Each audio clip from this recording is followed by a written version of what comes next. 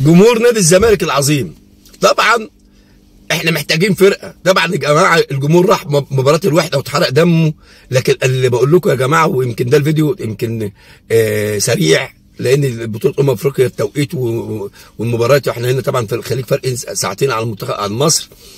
فنادي الزمالك يا جماعه محتاج لعيبه، ولعيبه كبيره، لازم لعيب دولي، لعيب يلعب ما يخافش، لعيب فعلا يستحق اسمه وتيشيرت نادي الزمالك، لعيب يعرف قيمه وقامه وجمهور نادي الزمالك وعظمه جمهور نادي الزمالك، اسم يحترم لوجو نادي الزمالك، اسم. فنادي الزمالك محتاج يجيب لعيبه جامده، واللعيبه الجامده حاليا مش كتير في مصر، اللعيبه التقيله اللي تلعب ماتش الاهلي مش كتير في مصر.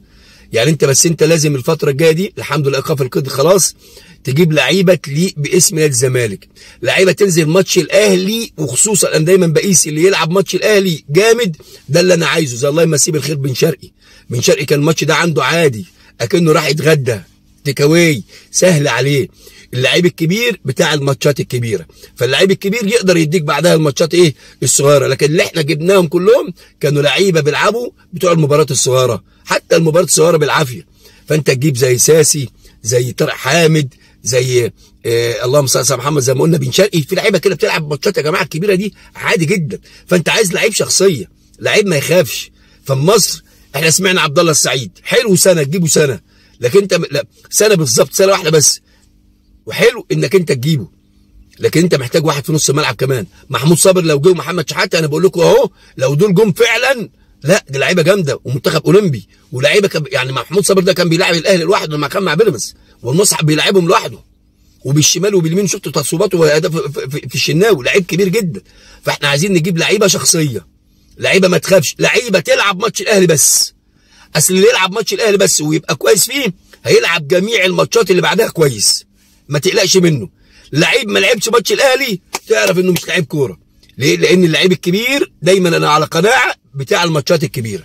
فنتمنى من مجلس كابتن حسين لبيب صفقات جامده، يعني احنا بقى ما نصرفش ونجيب لعيبه كسر وندخل في قضايا، وندخل في لعيب يجيبه تقعده دكه وتفضل تاكله 3 4 سنين عشان ايه العقد الكبير اللي انت عملته معاه. لا، اعمل عقود كويسه، وعقود بنسبه المشاركه وحاجات كده حطها في العقد، وفي زي ما بتدي زي ما بتاخد، ما انت ما تدفعش مبلغ كبير على اللعيبه ما بتلعبش. فنادي الزمالك الفتره الجايه محتاج لعيبه جامده جدا، ومحتاج فريق كامل يا جماعه.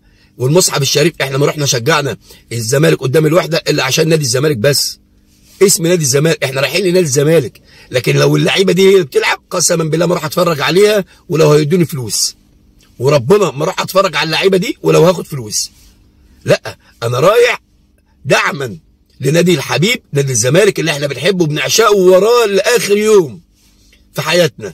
فهو ده. فنتمنى بقى الناس اللي بتشتري لعيبه تجيب لعيبه جامده، لعيبه فعلا انت تستفاد بيها، لعيبه تفيدك، ما تخسرش فلوس زي مرتضى 14 صفقه كمين مرجع لك عمر جابر في الثلاجه، قاعد اسمه ده اسلام جابر جاب لنا البواسير، جاب لنا لعيبه ما لهاش لازمه، رؤى اللي بيسلم ما بيعملش اي حاجه، لعيبه مين تاني يا جماعه؟ واللعيبه اللي جابها بالكامل، حتى مصطفى شلبي انا ما بعترفش بيه، انا بقول بالايجابيه يا جماعه. في جمهور يا جماعه بصوا اعتبروني ما بفهمش، شوفوا مصطفى شلبي بيستلم كام كوره وكام كوره بينهيها صح، سيبك من الهمبكه والشغل يقعد يرقص، شوفوا وقارنوه بحسين شحات بس. لازم نتفق برضه عشان نبقى احنا الجمهور بنفهم. شوف ده بينهي الهجمه ازاي، وبيجيب اهداف ازاي، وبيصنع ازاي. شوف زيزو في اليمين بيعمل ايه، بيشوط وبيعمل ايجابي. شوف مصطفى شلبي بيعمل ايه. فنتمنى التوفيق لنادي الزمالك، نتمنى نشوف صفقات قويه الفتره الجايه، نتمنى التوفيق والدعم لنادينا الحبيب.